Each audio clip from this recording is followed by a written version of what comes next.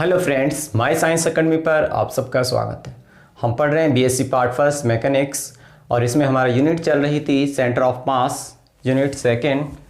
और इसमें हमारा आज का टॉपिक रहेगा कोणीय संवेग का सिद्धांत।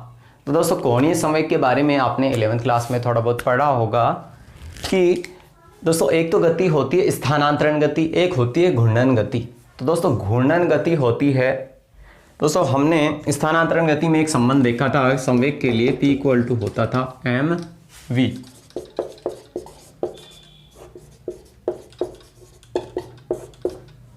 तो दोस्तों जो स्थानांतरण गति होती थी उसमें संवेग होता था v, यानी कि दोस्तों यहाँ m होता है द्रव्यमान और v होता है वेग।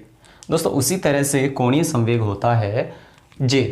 इसको हम j से रिप्रेजेंट करते हैं कि स्थानांतरण गति में रेखीय संवेग को p से और कोणीय जो घूर्णन गति होती है, यानी कि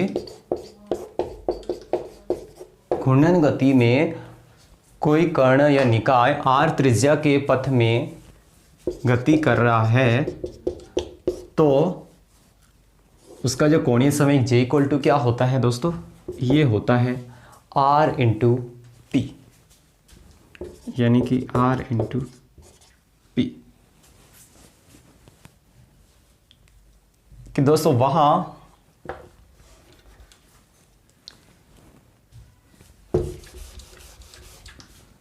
द्रव्यमान होता था, वेग होता था, यहां है संवेग और जो परिभ्रमण त्रिज्या है वो होती है r। तो दोस्तों ये जो कोणीय संवेग होता है इसमें जो r और p है, इसको अगर मैं सदिश हटाऊंगा तो j इक्वल टू लिख सकता हूं मैं आर पी, और वेक्टर का क्रॉस प्रोडक्ट है तो आ जाएगा कोस थीटा के, यानी कि इनके बीच में जो p और r के बीच में एंगल है उसको हम डिफाइन करते हैं कि अगर ये इस डायरेक्शन में मेरा r है और p इस डायरेक्शन में है तो ये इसके बीच जो एंगल बन रहा है थीटा, तो जो रेखीय संवेग होता था P इक्वल टू mv, तो वहाँ जो संवेग और वेग एक ही दिशा में होते थे। यहाँ ये थीटा एंगल पे डिपेंड कर रहे हैं। तो इनको मैं मैट्रिक्स पद्धति में लिख सकता हूँ। तो मैं इनको मैट्रिक्स पद्धति में कैसे लिख सकता हूँ कि 3D में जो r वेक्टर है इसके निर्देशांक होते हैं x i cap, y j cap plus z k cap. ऐसे ही जो p k लिख सकता हूँ मैं p x i cap, p y j cap और p z k कैप। अब दोस्तों इनको मैं मैट्रिक्स में लिख लेता हूँ। तो मैट्रिक्स में मैं इनको क्या लिख सकता हूँ दोस्तों, कोणीय संवेग से related BSc part first year में छोटे क्वेश्चन बनते हैं। तो इसको मैं लिख सकता हूँ r वेक्टर इंटू पी, इनका मैं नॉर्मल गुणा भी, इनका क्रॉस प्रोडक्ट है तो इनका नॉर्मल गुणा न करके मैं कर रहा हूँ मैट्रिक्स में गुणा, यानी कि i कैप, j कैप और k कैप। फिर इसके बाद में दोस्तों x y z, यानी x y z, और ये px और py और pz। अब दोस्तों मैं इनका या तो यहाँ से गुणा कर लूँ कि जैसे इसको इसके लिए गुणा करूँगा तो इनको मैं छोड़ दूँगा और इनकी गुणा कर लूँगा ऐसे, या फिर इसके लिए मैं एक ट्रिक देख लेता हूँ। अगर आपको ध्यान नहीं रहता है ये गुणा, तो हम इसको लिख सकते हैं, यानी कि जो j के लिए अक्षों के अनिर्दिष्ट घटक आते हैं वो आएंगे दोस्तों J X by J equal to क्या होता है r vector into P vector. तो दोस्तों जे एक्स कैसे लिख सकता हूँ मैं, ये दोस्तों मैं लिख सकता हूँ ब्रैकेट, दोस्तों x के बाद क्या आता है y और y के बाद क्या आता है z। तो दोस्तों सबसे पहले यहाँ x x के लिए घटक है तो x के बाद क्या आता है y, तो दोस्तों y लिख लेता हूँ। वाई के क्या बाद क्या आता है जेड, तो जेड इसका जेड घटक यानी कि पी जेड। अब माइनस करूँगा, जेड को मैं ऐसे लिख लूँगा और पी वाई यानी कि अब जेड और इसका पी पीछे वाला घटक पी वाई। ऐसे ही मैं जे वाई को लिख सकता हूँ, वाई के बाद क्या आता है जेड, तो ये जेड और जेड के बाद क्या आता है एक्स यानी इसका संवेग का घटक माइनस एक्स पी जेड। ऐसे दोस्तों मैं लिख सकता हूँ जे जेड के लिए घटक, जे जेड के लिए मैं क्या लिख सकता हूँ,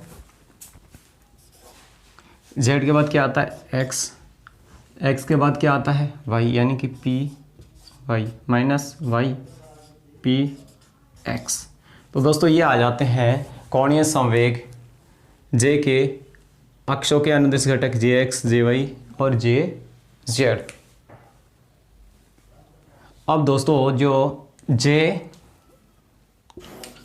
के लिए जो आर वेक्टर और पी वेक्टर है, इसको यदि मैं सदिश को हटाऊंगा तो क्या लिख सकता हूं इसको, मैं इसको लिख सकता हूं यहां से कि जे इक्वल टू आर पी, और दोस्तों क्रॉस प्रोडक्ट है तो क्या आ जाएगा मेरे पास साइन थीटा, यानी कि इसको मैं लिख सकता हूं साइन थीटा। दोस्तों ये जो थीटा है अभी मैंने बताया कि आर और पी इनके बीच में कितना कोण बन रहा है उस पर डिपेंड करता है। और दोस्तों इसकी जो दिशा है कि आर और पी इनकी दिशा का निर्धारण करते हैं हम लेफ्ट हैंड रूल से। तो उसे ध्यान रख सकते हैं आप कि आर और पी इनकी दिशा का निर्धारण करते हैं हम लेफ्ट हैंड रूल से। अब दोस्तों इसको मैं आगे वो करूं प्रसार इसका कि दोस्तों हम जानते हैं कि जो वेग होता है उसका घूर्णन गति में घटक क्या होता है, v बराबर होता है आर ओमेगा के, यानी कि v इक्वल टू होता है आर ओमेगा। और दोस्तों p इक्वल टू क्या होता है एम वी, यानी कि एम वी। तो दोस्तों यहाँ से मैं क्या लिख सकता हूँ, p को क्या लिख दूँ मैं m और r इंटू वी। ठीक है दोस्तों, अब जो v है उसको मैं क्या लिख सकता हूँ r ओमेगा के, यानी कि j इक्वल टू m और ये दोस्तों मेरा है r और इसको लिख दूँ ओमेगा इंटू r। ठीक है दोस्तों, अब मैं इसको क्या लिख सकता हूँ,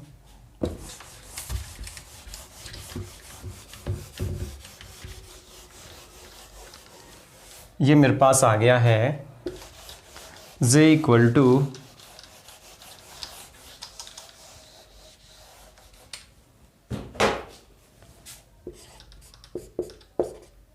m और r vector into omega into r vector, यानी कि दोस्तों ये है a वेक्टर गुणा b वेक्टर गुणा c वेक्टर। तो दोस्तों इसको कैसे एक्सपेंड करते हैं, सबसे पहले मैं इस b को ले लेता हूँ b vector dot a dot c, यानी a डॉट c का वेक्टर माइनस, अब मैं लूँगा किसको c को माइनस c और a डॉट b, यानी a डॉट b। दोस्तों इसको क्या लिख सकता हूँ मैं, तो इसको लिख सकता हूँ मैं j vector equal to m और यानी कि ये मेरा a और ये मेरा b, ये है a और ये b है, ये है c। तो b यानी omega vector into a into c, यानी कि r vector into r vector, ऐसे ही माइनस c यानी कि r वेक्टर और a इंटू b यानी कि r vector dot omega vector.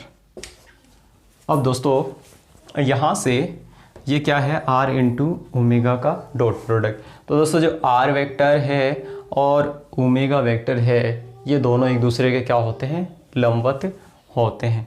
तो दोस्तों ये मेरा पार्ट क्या हो जाएगा, 0, चूँकि R vector is perpendicular omega, इसलिए R dot omega equal to 0। तो ये हिस्सा मेरा हो गया 0। तो इसको मैं लिख सकता हूँ नेक्स्ट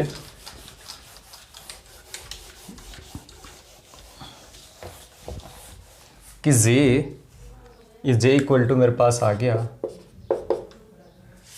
एम ओमेगा, सॉरी ये चल रहा है dot product R into R, और ये हिस्सा हो गया 0, यानी कि जे इक्वल टू एम और ये ओमेगा आर स्क्वायर। अब दोस्तों हम जानते हैं कि जो जड़त्व आघूर्ण आई इक्वल टू क्या होता है, एम आर स्क्वायर के, यानी कि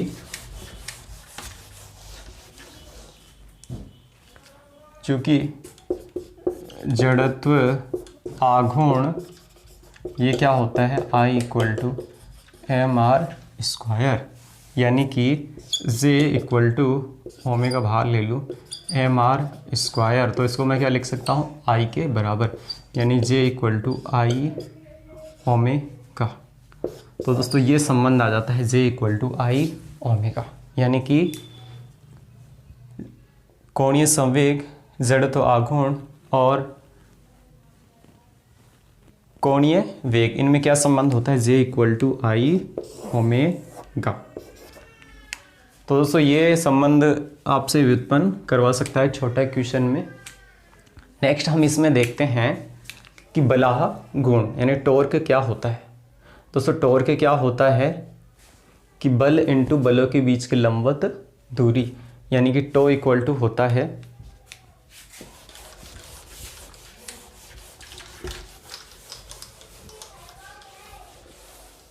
दोस्तों जड़त्व आघूर्ण की परिभाषा देना चाहें तो कि घूर्णन गति में किसी निश्चित बिंदु के सापेक्ष की अगर परिभाषा देना चाहें तो कोणीय संवेग की अगर परिभाषा देना चाहूँ मैं तो क्या दे सकता हूँ कि किसी निश्चित अक्ष में किसी बिंदु के सापेक्ष, यानी किसी,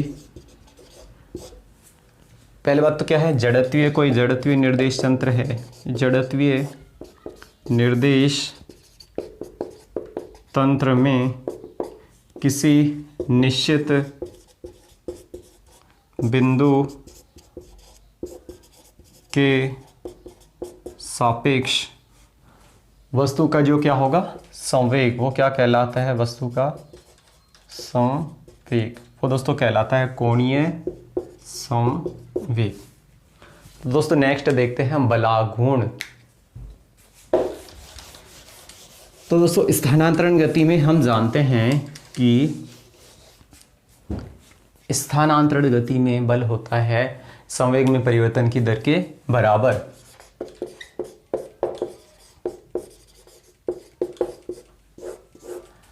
दोस्तों स्थानांतरण गति में बल किसके बराबर होता है, संवेग में परिवर्तन की दर के, यानी F इक्वल टू होता है dp अपॉन में dt।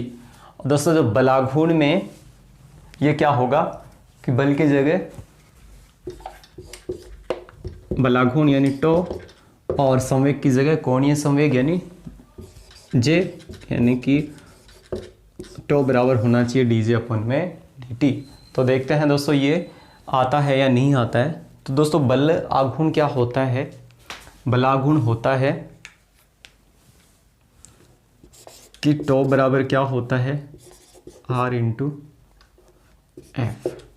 अगर इसको सदिश रूप में लिखना चाहें तो बलाघूर्ण क्या होता है, बल इंटू बलों के बीच की लंब दूरी।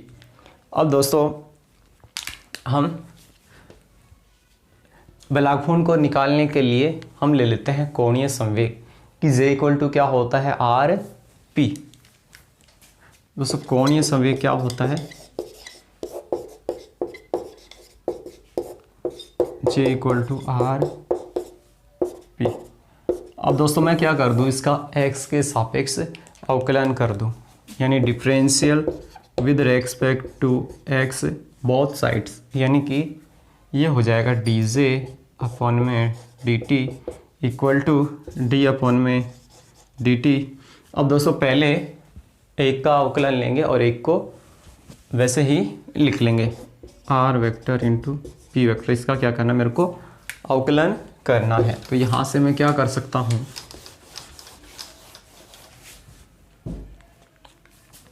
कि dj अपॉन में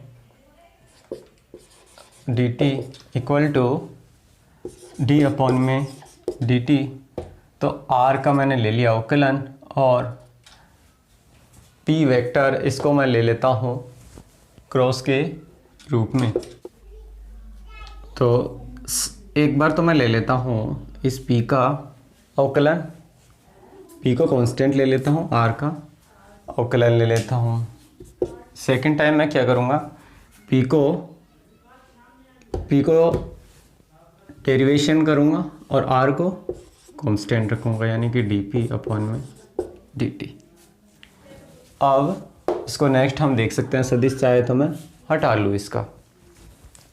अब दोस्तों यहाँ से dj अपॉन में dt equal to dr upon में dt, यानी कि इसको मैं क्या बोल सकता हूँ dr अपॉन में dt को, कि dr अपॉन dt क्या है कि विस्थापन में परिवर्तन, कि वे क्या होता है एकांक समय में तय की गई दूरी, यानी कि इसको मैं बोल सकता हूँ v के बराबर v, और p किसके बराबर होता है, p इक्वल टू होता है m v के, यानी कि इसको बोल सकता हूँ मैं m क्रॉस v वेक्टर। ये सब वेक्टर हैं ही। अब r वेक्टर और दोस्तों dp अपॉन dt क्या होता है, हम जानते हैं कि जो बाह्य बल F किसके बराबर होता है, dp अपॉन में dt के, यानी कि यहाँ से मैं इसको लिख सकता हूँ F वेक्टर। तो दोस्तों यहाँ से मैं इसको सोल्व करूँ dj वेक्टर अपॉन में dt, तो ये v वेक्टर और ये m क्रॉस v वेक्टर। तो दोस्तों समान समान का गुणा होगा तो क्या आएगा, v vector into v vector क्या आएगा, शून्य। तो शून्य plus r vector into f vector, यानी कि इसको मैं क्या लिख सकता हूँ दोस्तों, इसको मैं लिख सकता हूँ dj वेक्टर अपॉन में dt equal to f into r vector को क्या लिख सकता हूँ मैं, इसको लिख सकता हूँ टो के बराबर, यानी कि बलाघूर्ण टो। तो दोस्तों ये संबंध आ गया बलाघूर्ण टो और कोणीय वेग में संबंध। बलाघूर्ण व कोणीय वेग में क्या आ गया, ये मेरे पास संबंध आ गया। नेक्स्ट हम देखते हैं दोस्तों, इसमें एक छोटा क्वेश्चन बनता है कोणीय संवेग संरक्षण का नियम। दोस्तों कोणीय संवेग क्या होता है, dj अपॉन में dt। कि कोणीय संवेग संरक्षित रहता है या नहीं रहता है, कि किसी वस्तु का या किसी पिंड का जो कुल कोणीय संवेग है वो क्या रहता है, संरक्षित रहता है, यानी कि कोणीय संवेग संरक्षण का नियम, यानी कि दोस्तों dj अपॉन में dt, टो वेक्टर बराबर क्या होता है, dj वेक्टर अपॉन में dt अभी हमने निकाला, यानी कि संवेग j की जो परिवर्तन की दर है वो किसके बराबर है, टो वेक्टर के। तो दोस्तों यदि टो इक्वल टू क्या हो, शून्य हो, यानी कि किसी वस्तु पर जो लगने वाला बाह्य बल है वो, अब दोस्तों ये घूर्णन गति है तो यहाँ क्या हो जाएगा, बाह्य बलाघूर्ण। तो यानी किसी वस्तु पर लगने वाला जो बाह्य बल यदि शून्य हो तो उसका जो कोणीय संवेग है वो क्या होता है, नियत होता है। यानी कि दोस्तों यहाँ से किसी वस्तु पर लगने वाला जो बाह्य बलाघूर्ण है, बाह्य बल आघूर्ण क्या हो, शून्य हो, तो वस्तु का कोणीय संवेग क्या रहता है, संरक्षित रहता है। यानी कि मैं यहाँ से ये बोल सकता हूँ कि यदि टो का मान 0 है, टो का मान 0 है, इसका क्या मतलब निकलेगा, 0 equal to D J vector upon में डी टी। दोस्तों किसी भी वस्तु का जो प्रथम डेरिवेटिव है यानी कि प्रथम अवकलन 0 आ रहा है, इसका मतलब क्या है कि ये राशि क्या है, जे इक्वल टू नियत, यानी कि जे कोई नियतांक है या नियत राशि है तो ही इसका अवकलन क्या आएगा, प्रथम अवकलन 0, यानी कि जे नियत है। तो यानी कि किसी वस्तु पर जो बाह्य बलागुण है वो 0 हो तो वस्तु का कोणीय संवेग क्या रहता है, संरक्षित रहता है। इसके अलावा दोस्तों कि यदि पिंड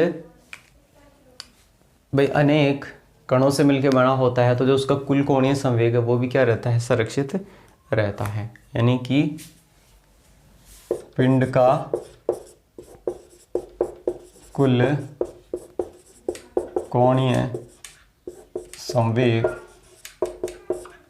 वो भी क्या रहता है, संरक्षित रहता है। यानी कि यदि पिंड के कुल कोणीय संवेग को मैं जे वेक्टर से व्यक्त करूं तो जे वेक्टर किसके बराबर होना चाहिए, J1 J2 J3 करके, J2 J3 J3 vector, J4 vector, ऐसे करके Jn वेक्टर इसके बराबर होता है। यानी कि जो किसी वस्तु का कुल कोणीय संवेग वो भी क्या रहता है, संरक्षित रहता है। अब दोस्तों इसके बाद हमारा नेक्स्ट टॉपिक है घूर्णन गतिज ऊर्जा। ये दोस्तों छोटा क्वेश्चन बनता है घूर्णन गतिज ऊर्जा के लिए।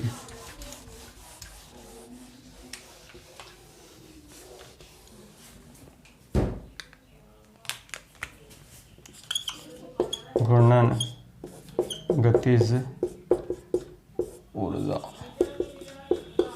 दोस्तों हम जानते हैं स्थानांतरण गति होती है, उसमें गतिज ऊर्जा क्या होती है, हाफ mv², यानी कि ई और जो स्थानांतर गति है ट्रांस, इसको मैं ई टी से व्यक्त कर दूं, कुल गतिज ऊर्जा जो हम ई से व्यक्त कर दे या के से व्यक्त कर दो, तो मैं ई से व्यक्त कर रहा हूँ, ये क्या होती है, हाफ mv², यानी कि स्थानांतरण गति में। अब दोस्तों जो घूर्णन गति होती है, स्थानांतरण गति में होता है द्रव्यमान और उसका वेग। तो स्थानांतरण गति में क्या होता है, द्रव्यमान की जगह जड़त्व आघूर्ण और वेग की जगह कोणीय वेग होता है। यानी कि जो घूर्णन गति होती है उसमें हो जाता है ई आर बराबर हाफ आई ओमेगा का स्क्वायर, ये होता है घूर्णन गति में। अब दोस्तों ये होता है घूर्णन गति में। अब हम जानते हैं कि जो स्थानांतरण गति होती है उसमें संवेग क्या होता है, P equal to M P, और यहाँ क्या होता है, संवेग की जगह क्या होता है, कोणीय संवेग, यानी कि J इक्वल टू आई, द्रव्यमान की जगह जड़त्व आघूर्ण और वेग की जगह कोणीय वेग, J इक्वल टू होता है आई ओमेगा के। तो दोस्तों यहाँ से मैं क्या संबंध बना सकता हूँ, E R equal to half I omega into omega, I omega को क्या लिख सकता हूँ, जे, तो ये हो जाएगा जे ओमेगा, यानी कि जे इंटू ओमेगा। यानी कि यहाँ से जो इसकी घूर्णन गति में जो गतिज ऊर्जा क्या आ गई, epsilon R equal to half J omega. अब दोस्तों यदि मैं इसको प्रदिश रूप में लिखूं तो मैं इसको क्या लिख सकता हूं,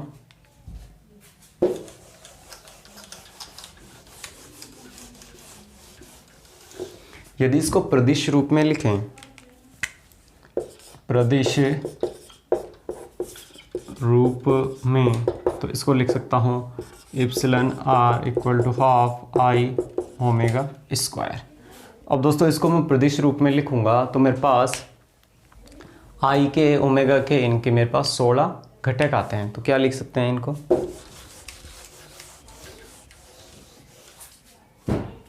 यानी कि ई आर और 1/2 ब्रैकेट बंद आई एक्स एक्स ओमेगा एक्स का स्क्वायर कर दें प्लस आई एक्स एक्स आ गया तो आई वाई ओमेगा, यहाँ कर लूँ मैं एक्स वाई। ऐसे ही आगे मैं इसको कर सकता हूँ आई एक्स वाई, तो आई एक्स जेड और ओमेगा एक्स जेड। दोस्तों ऐसे करके कुल मिला के इसके 16 घटक आ जाते हैं आई और ओमेगा के लिए। जैसे आई एक्स एक्स है omega X square, I X Y omega X Y, I X Z omega X Z, फिर I Y Y omega Y square, फिर I Y Z omega Y Z.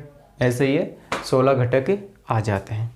अब यदि ये जो कण का घूर्णन है वो मुख्य अक्ष के परित हो तो हम इसको क्या कर सकते हैं,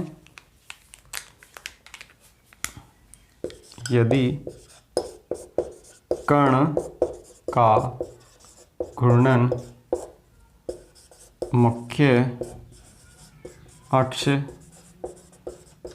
के परित हो, तो दोस्तों इस कंडीशन में क्या घटक हो जाएंगे, तो इसको हम लिख सकते हैं E J equal to half